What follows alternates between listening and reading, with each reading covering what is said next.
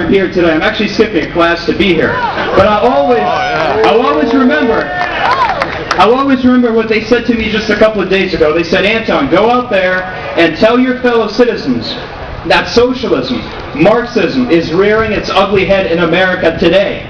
My parents are not political activists, but when they see history repeating itself, that's when they get their wake-up call, like for so many today. My message to you is simple. The plague of socialism is infecting our country today, folks. It's happening right now in Washington, D.C.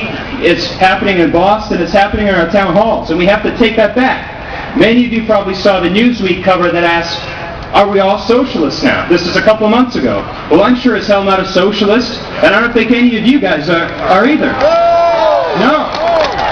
Socialism left the country of my birth ravaged for 100 years. It left millions dead around the world. It forced millions more to leave their lives behind and start anew.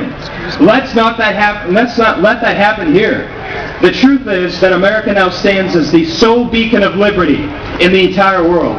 If we let ourselves fall, if we let our freedoms be replaced by government handouts, who's going to lead the world?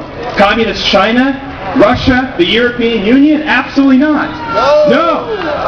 We're all gathered here today for a reason. We want to save our country. We want to ensure that America's promise of freedom is preserved for future generations.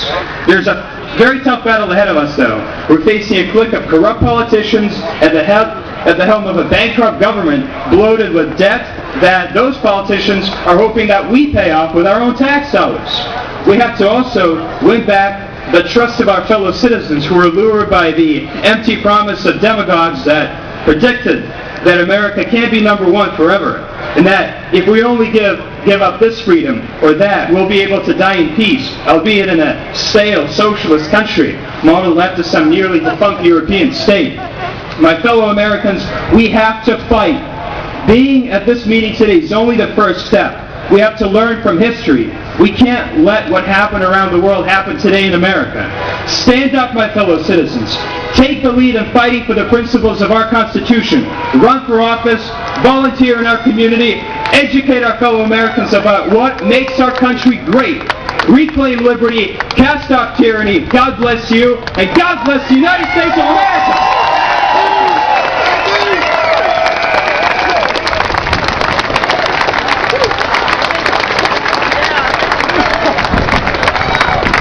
Another round of applause for Anton. That was excellent. Woo!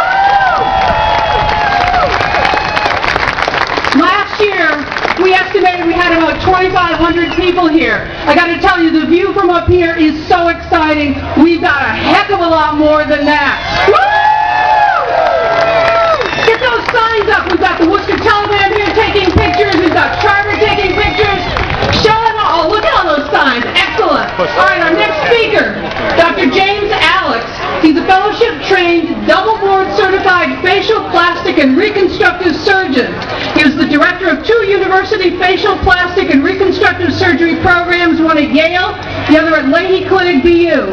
He's a major in the U.S. Air Force Reserves, God bless you, Medical Corps, inactive, and from 2007 to present, he's been in private practice in Weston. Dr. Alex.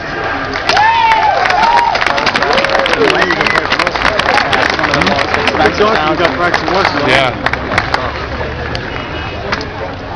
Good evening, fellow patriots. Good evening! How is everyone today? Excellent. Good. Before I get started, I'd like to thank the Tea Party organizers, and in particular, Rob and Joy Anderson, John O'Mara, and Matt O'Brien, for inviting me to speak to you all this evening. So let's talk about healthcare. Now, you know, when the bill passed, it was interesting. It kind of reminded me of something. It reminded me in a situation as if I were out with all my old high school football buddies. And, you know, I was being kind of the very conscientious doctor and having a salad and soda water and trying to be healthy. And my friends, of course, were ordering drinks and steak tips and salad and all that. And next thing, after a wonderful meal, the bill comes. All right. Now I see some people kind of nodding. I think you've been here before. Yeah. One of the people that was enjoying himself, let's call him Harry. and his wife Nancy kind of said, I got a great idea. Why don't we split the bill by the number of people? And before I knew it, I had a $100 salad. And Obamacare is a $500 billion salad. All right, filled with a concoction of taxes and fees. I'll just go through some of them. $210 billion for hospital insurance payroll tax, $65 billion for health insurance mandates, $60 billion for fees on health insurance, on and on and on. Now, as one of the speakers mentioned earlier, we already have a huge deficit, trillions of dollars, and it just does not make practical sense to add another $500 billion debt onto that deficit. And that's right. Now, as most of you know, who's ever run a home or run a business or done anything, and that's most of us out here, you can't be fiscally responsible if you, when you're in debt, you go out and you take more debt. That's how we got into this whole real estate debacle. Now, some other folks, probably the ones across the street, are sitting back and they're kind of smiling. And they're feeling pretty comfortable. They're saying, Dr. Alex, that's all good, but I was the guy that had the steak tips and lobster. All right, but as we all know, they're not going to be immune to this. Everyone is going to be taxed. And if you don't think so, you haven't read closely, you haven't listened closely. If you're going to tax all businesses and impose on them, it's going to affect how much they can pay out in wages to other people. On a more concrete level, right from the bill, if you own a more premium health care plan, so-called Cadillac health care, that's going to be a 40% tax on those health care plans. It's going to affect a great number of people. If you have a health savings account, they're dropping the minimums on the health savings account. So even if you don't get taxed anymore, if your income tax bracket doesn't go up, more of the money you make cannot be put into that pre-tax fund. So what is going to happen? It's going to add to your overall taxable amount, and you're going to be taxed on that.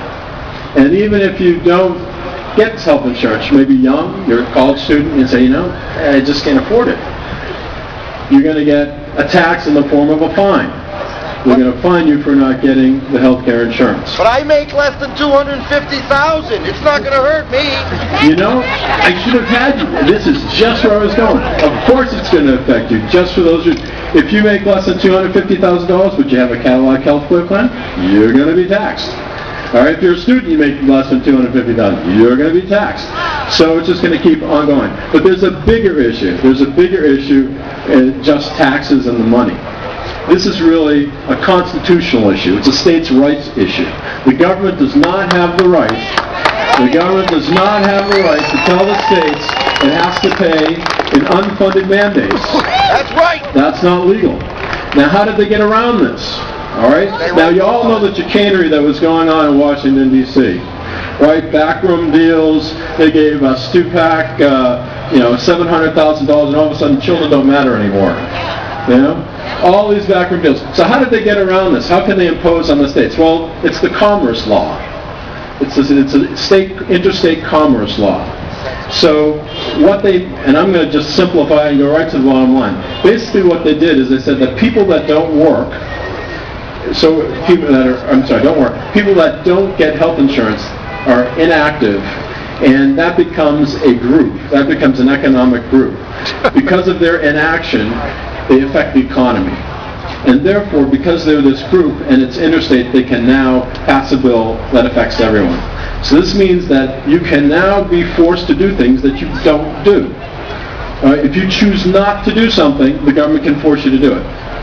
And when they establish this class, it means it applies to everyone. I mean, usually this commerce provision applies to things like wheat farmers or manufacturers. But now they're creating a class of everyone, people that decide not to do something. And then the government can turn around and force you to do that. So now that I've kind of educated y'all a little bit, now it's time to activate. It is critically important that we educate ourselves and that we become active in what is going around us on a political level. I'm just a simple opposition. I'm not running for office. There's no benefit. The only benefit is to my nieces, my family, and to your families. Because if we're all productive, if we're all allowed to make our own choices, we will continue to be the success that this country has always been. Thank you.